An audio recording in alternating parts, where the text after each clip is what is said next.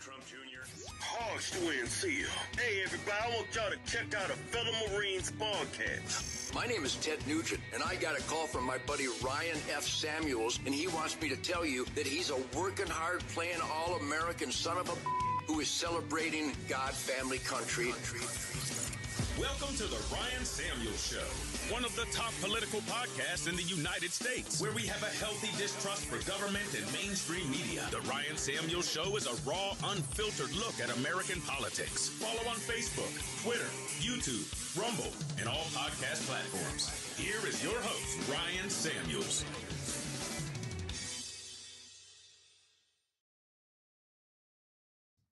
Hello, Patriots. Good day today to all of you freedom-loving Americans out there that listen to this show. Before we begin, as always, make sure you hit that like button, drop a comment, and share this with your friends. If you're listening on the podcast, please leave a review and download the episode, or set up automatic downloads, so every time you just log into your podcast app or wherever you're listening to the podcast, it will download automatically. It really helps out the show. So a few days ago, there was an active shooter at one of Joel Osteen's churches. Now, if you don't know who Joel Osteen is, he's one of those mega church guys. He's got millions. He's like the biggest churches in the country for Christianity that this guy runs. And there was a lunatic who went in with a rifle and was stopped almost immediately by two people with guns. Imagine that. The active shooter was stopped within about, I think there was a 20-minute exchange, and the active shooter is now dead. Now, this is tragic, never a good thing. But we're going to talk a little bit about the actual shooter, who they are, and what their past is, and the signs that were there that nobody really acted on, and why weren't they acted on is a serious question that I have. But here's some video from inside of the church during the shootout.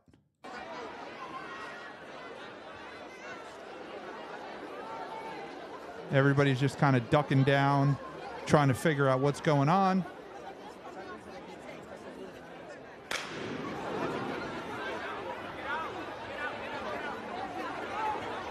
Hey, para acá. I mean, that's... Para allá, vámonos para allá. Come here. You could hear the shots in the background.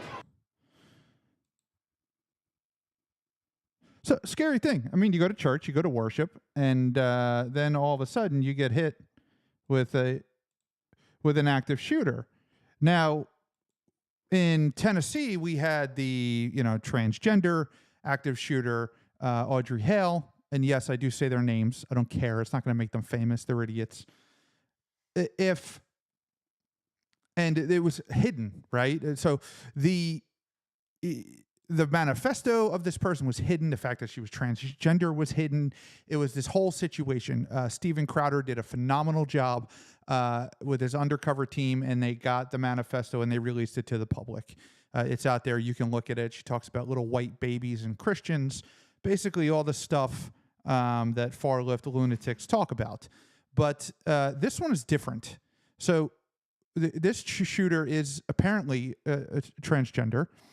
And it appears that the sheriff's department or the Houston police are taking this seriously, and they're trying to be as transparent as possible. So approximately at 1:53 p.m., a female, approximately 35 years old, entered the property on the west side here in the parking lot of Lakewood Church. She entered the building.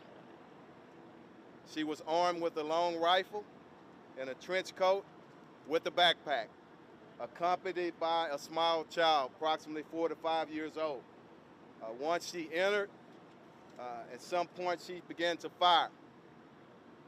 Both officers, officer and agent, engaged, striking the female She's deceased here on the scene. Unfortunately, a 5-year-old kid was hit and is in critical condition at our local hospital. You said it, Chief. It could have been a lot worse. Of course, we're devastated. I mean, we've been here 65 years and have somebody shooting in your church. But, you know, we don't understand why all these things happen, but we know God's in control. I want to thank all these gentlemen because, you know, I can only imagine if it would have happened during the 11 o'clock service. We were in between services going into the Spanish service. So, you know, if there's anything good of it, you know what, she didn't get in there and do a whole lot worse damage. So we thank God for that. He's watching over all of us. That was Joel Osteen, by the way, if you didn't know. So he came out, he made a statement, and he talks about it. One of the biggest things is that they were in between sessions, right? Now, one of the worst things you can do in an active shooter situation is when we saw in the video before and everyone's like, get out of here, and you run in one big clumpled group out a door. I mean, that's called a fatal funnel. They're just going to mow you down as you come out the door, right? That's not the best exit strategy. So the sheriff's department or the police department appear to be trying to be as transparent as possible. Joel Osteen kind of chimed in there. Here's another statement by him. First off, thank Chief and the mayor and Chief Pena and all of these men and women did an amazing job. And it's just, you said it, Chief, it could have been a lot worse. Of course, we're devastated. I mean, we've been here 65 years and have somebody shooting in your church. But, you know, we don't understand why all these things happen, but we know God's in control. And we're going to pray for that little 5-year-old boy and pray for the lady that was deceased, her family and all, and the other gentlemen. But I don't know, it's just kind of in a fog, but, you know, just believe that, you know, we're going to stay strong. We're going to continue to move forward. And there are forces of evil, but the forces that are for us, the forces of God are stronger than that. So we're going to keep going strong and just, you know, doing what God's called us to do, lift people up and give hope to the world. Again, I want to thank all these gentlemen because, you know, I can only imagine if it would have happened during the 11 o'clock service. We were in between services going into the Spanish service. So that's the same thing that he was saying before. But, yeah. So tragedy averted. Armed police officers were there to stop the scene. Now, the child that was shot was this person's child. Okay. The shooter, the mother, brought the 5-year-old child with her and apparently, allegedly, this stuff's still kind of trickling out, used the kid as a human shield as she tried to do the shooting. I mean, that is horribly disgusting. What are investigators saying at this hour about the moments those officers engaged the shooter and the search for a possible motive? You know, Kana, as of right now, they definitely don't want to guess on what the motive might have been, but we did learn a lot about what happened yesterday afternoon when this woman pulled up to the west side of the church. She got out of her car, and then she also pulled her child out of that car and a backpack as well. She walked up to the front entrance and was met by a security guard, and some sort of, you know, engagement happened between the two of them. She was allowed to go inside the church. She ended up in a west side hallway, and that's when she engaged those two other officers, one a TABC agent and the other one an off-duty Houston police officer. As of right now, the police chief wouldn't answer our questions about exactly how the young 7-year-old was shot, but we do know that that young boy is still in critical condition, very severe injuries after being shot, from what they're telling us, in the head. We also learned a lot more about the suspect herself. They named her earlier this afternoon, Genesee Moreno. We know she's 36 years old, lives in the Conroe area, but does have a very interesting and lengthy criminal background. She also used to go by Jeffrey Elena Sierra, whatever that is. So the news is kind of staying away from the tranny thing.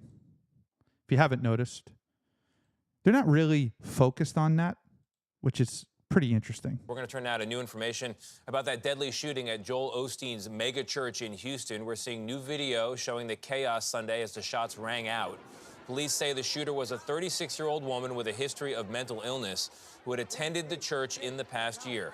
Omar Villafranca has the latest.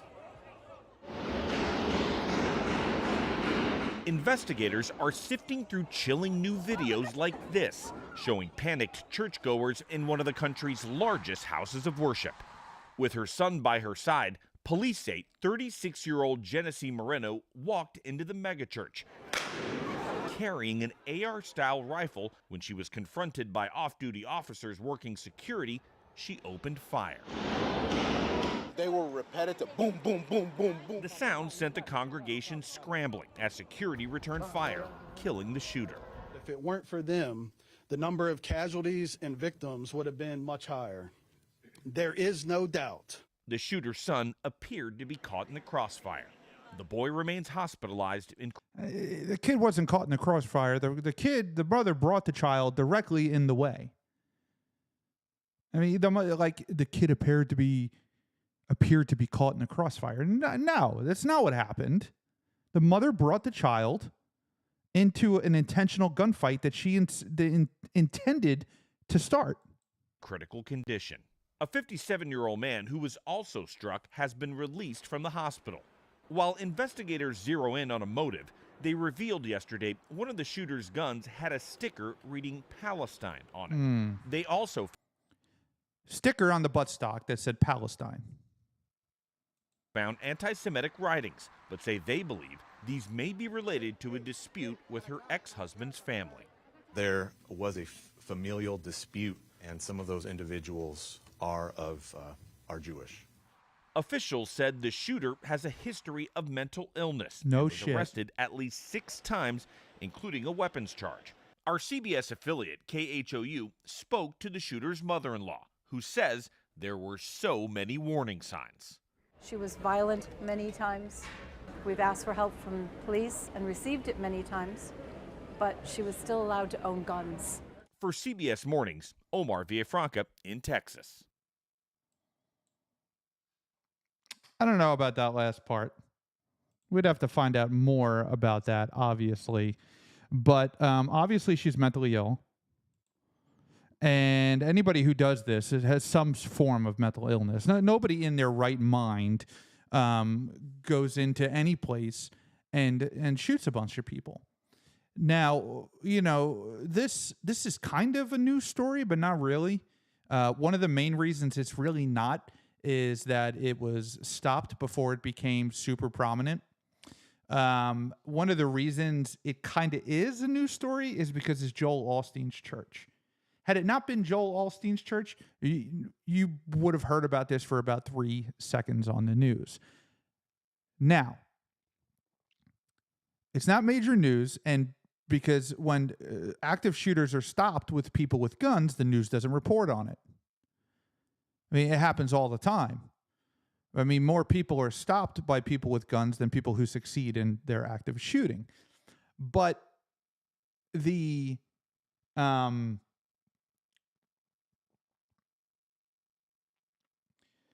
situation is not really being covered the way that it should be covered.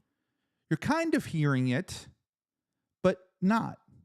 We're listening to news stories and, you know, we're not really talking about like, oh, it had a Palestine sticker on it. Okay, well, tell us more. What about the social media posts? We are learning new details about the shooting that unfolded at Lakewood Church. Authorities believe the woman who opened fire inside the building yesterday attended the church. And you're looking live now at Lakewood Church as we continue to monitor the investigation at this hour. Right now, we know the shooter was 36-year-old Genesee Moreno, and investigators say her 7-year-old son was caught in the crossfire. Overnight, agents with the FBI, Texas Rangers, and ATF raided a Conroe home believed to be connected to Moreno. Police say Moreno shot at officers with an AR-15, but was armed with another rifle she did not use. We still don't know who fired the shots that hit her son or the 57-year-old man who was also shot. We do have team coverage on this shooting and the security at the church. We're going to begin with ABC 13's Maya Shea with some exclusive details about the shooter's troubled background. Maya? Yeah, we unearthed so much information today. First, we know that she's had brushes with the law, almost all misdemeanors, dating back close to 20 years. And through extensive divorce records we were able to obtain, we understand she's also suffered from mental health issues, some of which even bubbled up on her very own social media postings. Court records show Genesee Moreno's first brush with the law came almost 20 years ago, and she has had a string of misdemeanor cases since then. Over that time, she also posted sporadically on social media, including this video where she talks about it on her YouTube channel. Anyone can create a social media account. It takes nothing but 2 minutes and you're on Instagram. That's the person. That's the shooter. Was there some maybe political motivation here? Free Palestine sticker? Well, they're saying it doesn't say Free Palestine. X's family was Jewish, Christian church. Perhaps. I don't know. Call me crazy, but perhaps. Posting pictures of whatever you want. And it is on Instagram. The Moreno not only posted selfies, but also a picture of a weapon in 2020. Adding in the captions, how does one clean an AR-15? That's the same year her ex-husband filed a disturbing affidavit as part of their divorce. In the 4-page document, Enrique Carranza says, as soon as we were married, my wife became abusive. Jeffrey is a diagnosed schizophrenic. So Jeffrey is a diagnosed schizophrenic. daily, it was a new battle or a fight in her realm. Carranza refers to their son, who he says was born premature with drugs in his system, remarking, I am currently in fear that my wife will harm my son because she knows that all I wanted my whole life was to be a father, and I will not allow hate to be taught to my son.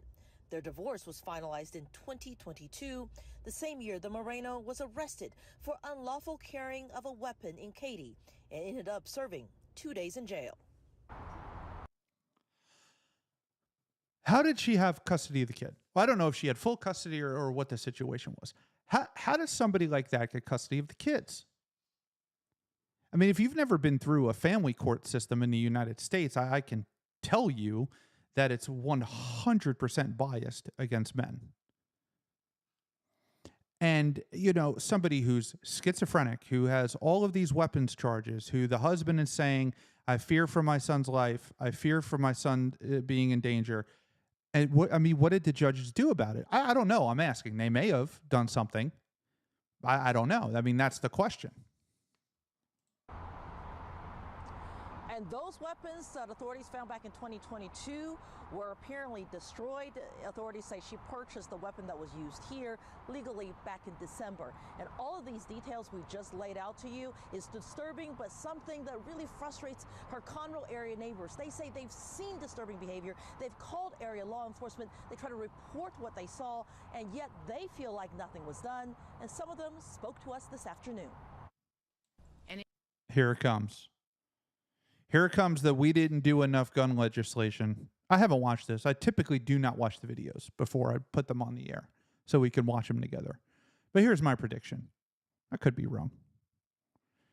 We're going to talk about, oh, there were all these signs and they shouldn't have had a gun and people like this shouldn't have access to a gun. And, you know, the problem with that argument, well, let's see what they say first. And it shouldn't get to this point. People keep saying, why did these things happen? Why doesn't anybody say anything? Okay, we've been talking about this for 4 years. To everybody that needed to know. I've called the mayor, I've called the city council, Conroe PD, and then I even tried the sheriff's office. That looks like it's one of the family members. But, okay, so there's all these warning signs, right? I get it. I completely understand. How are you going to regulate that? How are you going to regulate that this person who hasn't been convicted of a felony, everything has been misdemeanors, that's what they said, that hasn't been convicted of a felony should not be allowed to own firearms because there's allegations from other people? You know, where's the due process in that? And trust me when I say I understand. I completely understand the discussion and the concern on mental illness. I really do.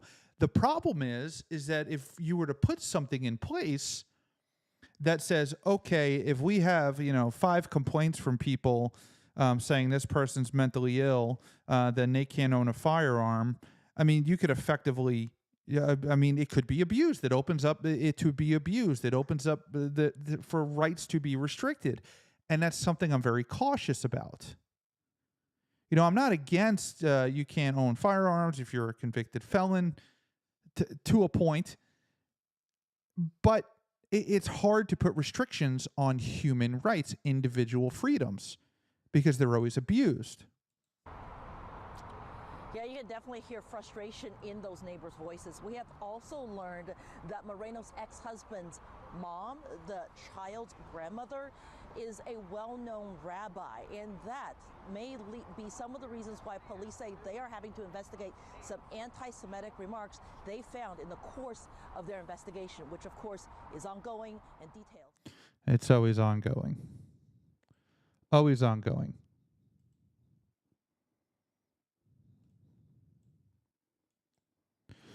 But it is it's a tough thing to regulate. It's a tough thing to regulate. It really is tough. I mean, it's not an easy decision for lawmakers to turn around and say, we diagnose this as a mental illness. Then you get into, well, what's an actual mental illness? Right? I mean, that's a good question. What is an actual mental illness? Is ADHD a mental illness? Because it's a disorder and it's not a learning disability. So is it fall under the mental illness category? Gender dysphoria? Body dysmorphic disorder? Bipolar? But if you're medicated, it can be controlled. So should you be restricted? There's a lot of questions. And don't forget that, a gun is not the only way you could hurt somebody. You could run somebody over with a car. You could build a pipe bomb. People do it all the time. It's been done before. I mean, Timothy McVeigh blew up the federal building in Oklahoma City with 55-gallon drums, fertilizer, and diesel fuel. Killed hundreds of people. Destroyed a whole building. I mean, even if he was restricted from having a gun, the situation would have happened anyway.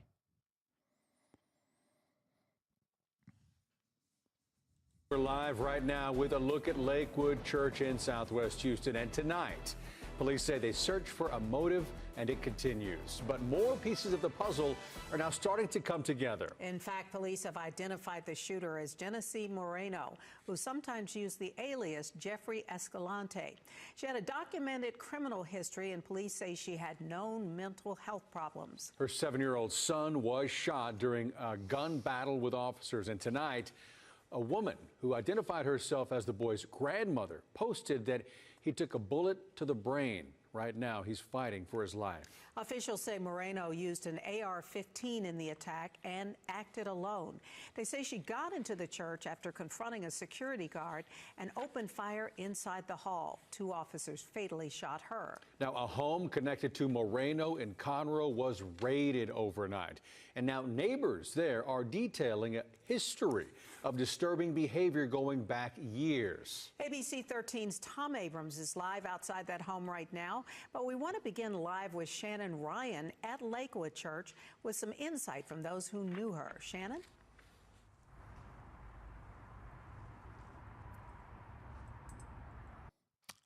I love the news clips where the anchor goes, and Shannon or and Bob and Frank, and it takes 10 minutes for them to get there, and they just look at the camera like a deer in the headlights. Well, they tell us she had recently wrapped a contentious divorce and custody battle, that her former mother-in-law is actually a rabbi, which they believe may have motivated some of the anti-Semitism she's accused of. Still, they don't believe that's what prompted the shooting. Instead, they're blaming this all on mental illness. With 2 rifles and her 7-year-old son in tow, 36-year-old Janice Moreno opened fire on Pastor Joel Osteen's mega church Sunday. Moreno was killed, her son shot in the head, and a security guard wounded in the shootout that followed. I have a feeling that Connie Eicher believes it could have all been prevented. it's a tragedy that should have never been able to happen. Eicher is friends with Moreno's ex-husband's family. The couple and their son even stayed at her Bel Air home briefly in 2019, months before filing for divorce. My thoughts were that she was very mentally disturbed. Divorce documents obtained by ABC 13 indicate Moreno had a history of mental illness and show both she and her ex-husband accuse one another of abuse. The bottom line is anybody who has psychiatric problems, who threatens other people, shouldn't be allowed to carry things like that out. Law enforcement tells I love how they just grab somebody and they're like, give us your expert opinion on the situation, person who doesn't even own a firearm. ABC 13, one of Moreno's guns had Palestine written on it, and that they found anti-Semitic writings. Eicher says Moreno's former mother-in-law is a rabbi. Is that where some of the anti-Semitism comes from, you think? Yeah. In a Facebook post, Moreno's ex-mother-in-law wrote, "This has nothing to do with Judaism or Islam," instead blaming the attack on mental illness. Divorce documents show both she and Eicher worked to intervene in the couple's custody battle, which her son, a registered sex offender, first won in Harris County before losing to Moreno in Montgomery County. The system failed her, yeah. And yeah, the system failed the little boy too. Moreno's former mother-in-law. The system did not fail the shooter. The shooter is not a victim of anything. I don't want to hear that crap. Oh, the system failed her. No. The child, yes. Because the child is innocent. The mother's not innocent. She's a psychopath.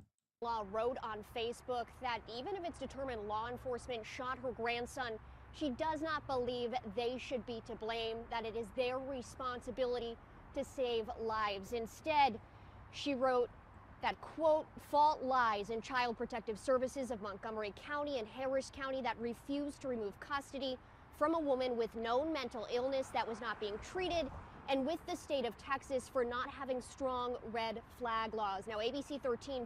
There it is, the red flag laws for gun owners. Here it comes. That's what we're going to blame it on.